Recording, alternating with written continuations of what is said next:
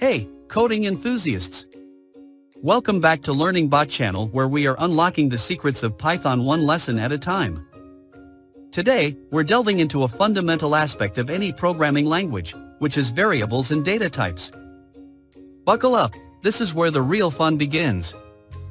Variables act as temporary storage for data in a computer's memory. Think of them as labels we attach to specific information, like the price of a product, someone's name, email, or age.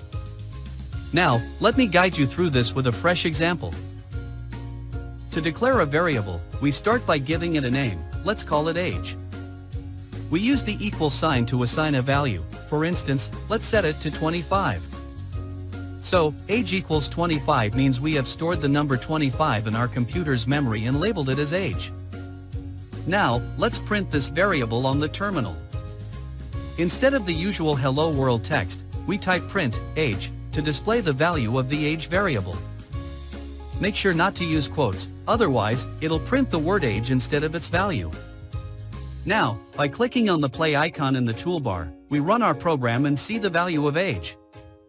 Changing values is a breeze. For instance, we can set age to 30. Run the program again, and voila, the updated value is displayed.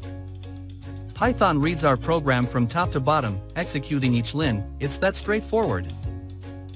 Now, let's explore more variable types. I'll create another one, price, and set it to 20.15. In Python, we can work with decimal or whole numbers seamlessly. Also, we can declare a variable with a string value. Consider first name. Notice the use of underscores for multiple words, enhancing code readability. I'll set it to Peter using single quotes. Oh, and don't forget about boolean values. Let's create is online and set it to true. You can also use false. These are like binary choices, representing yes or no in Python. A crucial note, Python is case sensitive. So, false with a capital F is recognized, but false with a lowercase f would trigger an error. Python interprets uppercase and lowercase letters differently, so it's vital to be mindful of that.